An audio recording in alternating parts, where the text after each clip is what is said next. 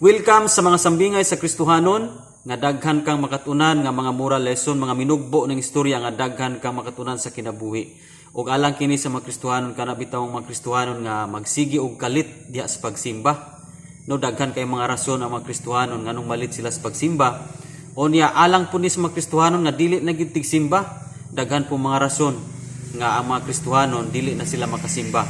So nindot kay ning istoryaha karon guys. Kay adunay dagko kayo og nindot kay nga lesson sa unahan niya ni pwede gyud ning ma-share nato sa mga Kristohanon nga wala na gyud time sa Ginoo o sa mga Kristohanon nga naauntay time sa Ginoo apan sige pug kalit diha sa pagsimba, dugay pug maabot diha sa simbahan.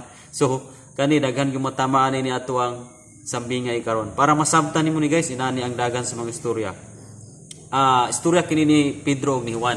Kini si Juan adunay 7 ka apol, unya abot niyang ibilin ngadto kang Pedro ug gipinahan niya si Pedro nga Pedro ako ibilin ni 7 ka apol nimo unya mubalik ra ko dinhi ayaw gyud ni kan-a. So paghulat-hulat ni Pedro iyon siya nga wa man nabalik si Juan, gikaon na lang niya tanan ang 7 ka apol. Pagbalik ni Juan nangutana, Pedro asa man ang apol niyon si Pedro? Juan, pasensya na, nahurot na kong kaon tungod sa kadugay nimong nibalik, gigutom ko. Pagka walay puangod nimo Pedro, wa gyud ko nimo sublai. Gigutom biapon ko. Wa gyud kay pagpakabana sa imong amigo. So, diha nasubo si Juan tungod kay gyurot magkaon ni Pedro ang 7 ka apol. Pagkasunod higayon, nibilin gihapon og 7 ka apol si Juan. Wa gyapon siya matagam, insya nga, Pedro, ani agyapon ko ibilin nga 7 ka apol, pero sunod o puli nga dili na gunimo ni kanon tanan. Ung gutomon gani ka Pedro, binli pud taon ko. So karon nibalik na si Juan, nangutana na, Pedro, asa naman ang akong gibilin nimong 7 ka apol? So niyo na si Pedro, Juan, pasensya na. Gamay lang yun nabilin, usa lang yun kabuok ang nabilin. Insya nga man. Pasensya na Juan kay gutom man kayo. Ani agyo ko'y gibili nimo usa lang ka buok pero pasensya na Juan kaning usa ka buok ako pag yung naingkiban. Baling sukuan ni Juan, baling pamuyboy ni Juan. Sa kaduhan kahigayon nga gibinlan ti ka Pedro. Pero grabe sa unang higayon gihurot nimo karon. Wa man tuod nimo hutda pero imong giingkiban ang usa ka buok. Grabe ka ugawan ka Pedro. Wala ko kay puangod. Diha ba gibati og kaguol o kasakit ang gibati ni Juan tungod sa gibuhat ni Pedro. So dinhi lang takutob sa mga istorya guys. Ang lesson nga atong makutlo niini kay kani magong atong istorya alang magkini sa mga Kristohanon nga dili tigsimba o sa mga Kristohanon nga sige pug kalit diha sa pagsimba. Sumala sa mga sambingay nato, ang una nga lesson nga atong makuha niini nga kitang tanan makristohanon man o dili kristohanon pareho tang gihatagan sa Ginoo og 7 ka adlaw. Ang 7 ka apol naghulagway siya 7 ka adlaw sa usa ka semana. Okay, so ang 7 ka adlaw gihatag sa Ginoo sa matag usa ka nato unya kanang ikapito ni ana kinahanglan gyud tang mugahin og time diha sa Ginoo. Pero sad to say nga daghan kayong mga Kristohanon karon nga gihurot gyud nila kaon ang apol, ang 7 ka adlaw nga gihatag sa Ginoo, gihurot gyud nila wa na gyud sila time sa Ginoo. Guys, kung inana ang senaryo sa atong kinabuhi, nasayod ta nga ang Dios nagtan-aw sa ato ang ginabuhat, ang Ginoo nagtan-aw sa atong paningkamot. Kung imong basihan ang nahitabo sa Tower of Babel, pwede pong mahitabo sa tua kung wala na tay time sa Ginoo. Kung imong tanawon ang mga tao sa Tower of Babel sa Genesis chapter 11 verse 1 to 7, grabe sila ka busy. Grabe sila ka tag-as og pangandoy. Tungod sa katag-as nila og pangandoy og tinguha, wala na sila panahon sa Ginoo. So ang ending, giputangan sila kalibog sa Ginoo. Nadaog ang Ginoo og gilibog sila. So mao pod unya nay mahitabo sa tua kung wala na unya tay time gyud sa Ginoo. Kung ikaw karon namati nini nga sambingay usa ka Kristohanon, nya wala na kayo kay panahon sa Ginoo. Muna nga di po nimo mabantayan nga aduna po yung daghang kalibog nga niabot sa imuha. Muna ang pag-amping sa imuhang paghatag og panahon sa Ginoo. Ayaw gyud hutda ang tanang apol nga gihatag sa Ginoo. tag-ai gyud og panahon ang Ginoo. Kay kung wala kay panahon sa Ginoo, mao nang mapuno gyud ta og kalibog sa kinabuhi. Ikaduha nga lesson nga tumakuha niini. Doon na po yung mga Kristohanon nga naghatag og panahon sa Ginoo, apan puro pareha pod sa sambingay nga usa ka bukapol nga gibili ni Pedro apan iyang giingkiban. So daghan po kay mga Kristohanon naghatag unta og panahon sa Ginoo apan ila pong giingkiban ang mao nga usa ka apol.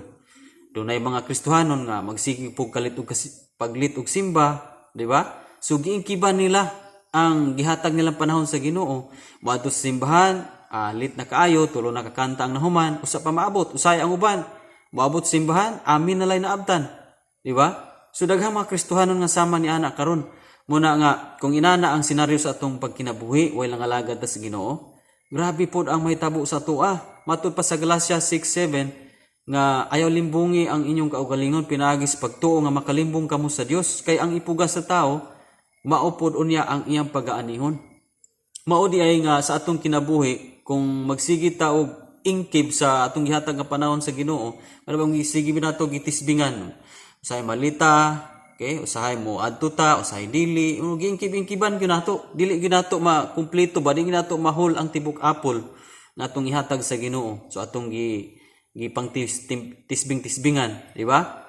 So duha lang gani gyud na ka oras or usa diha sa Domingo nga atong gigahin unya ato pang ingkiban, malit pa ta. O di ba? Unya tulog-tulugan pa nato sa simbahan, mamay na wali. So atong gipang ingkiban. Muna nga masubo gyud ang Dios nga magtan-aw sa atoa o masakitan ang Dios nga nagtan-aw sa tuang inanang atuang pagpakita sa atong gugma diha kaniya.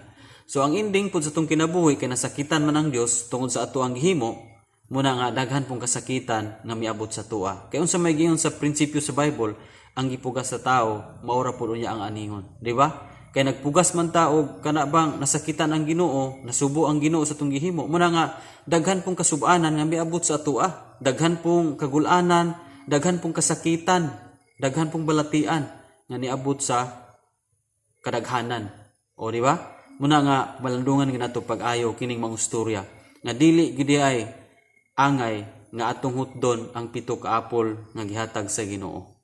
O dili gid ay ingkiban nato kung naghatag putag panahon sa Ginoo, dili gid nato ingkiban ang atong panahon nga gihatag sa Ginoo. Kay masinati unya nato kung una gihurot nato ang pito ka apol, pito ka adlaw, gihurot nato kini og trabaho, paningkamot ato nang gihurot wala na tay time sa Ginoo. Muna nga bisag unsa natong paningkamot pero galabaw ra gyapon ang daghang kalibog sa kinabuhi. Dili na nato malikayan basta wala kay time sa Ginoo, matingala ka nga daghan gyapon kang kalibog, daghang kabugaton, di gyapon ka mahimutang, wa gyapon kay kalinaw sa hunahuna, although bisag daghan kag sapi, daghan kag kwarta, pero mas milabaw gyud ang sa sulod nimong kabugaton, no, frustrated, anxiety, depression, mo ni kalabanan nga nahitabo sa mga tao nga wala na gyud panahon sa Ginoo. Onya, ikaduha, kung malit pud ta kung ato pong giingkiban ang atong panahon, dili po ta mo present man taron, mo absent na po, unya katulugan po nato dito pagbati sa wali, ang may tabo po na sa atua, ang consequence po niya na is mag-ani po niya ta. Muna nga, nag-uol man ang Ginoo nga nagtanaw sa atua ang gihimo, nasakitan man siya, muna nga, masinati po nato nga kagulanan, kasakitan, daghan po tang masinati nga mga kasakitan sa kinabuhi. Munang amping tagay sa atuang pagkakristuhanon, no? Pareho man tang gihatagag panahon sa Ginoo, unya ato ning gamiton para sa kamayaan sa Ginoo. So dinhi lang takutob sa atong istorya karon, hopefully nga napanalanginan ka kung na-bless ka niining mao nga istorya. Paki-comment lang sa atong comment section, unya ayaw kalimot sa pag-share niini sa imong kaubang mga Kristohanon. Unya ayaw kalimot sa pag-subscribe kung bag-o pa kanini nga channel para updated ka sa daghan pa natong masambingay.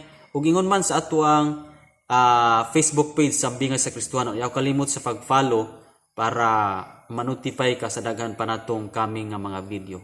So dinhi lang takutob. God bless. Glory to God. Iya ang tanan dungog ug kahimayaan.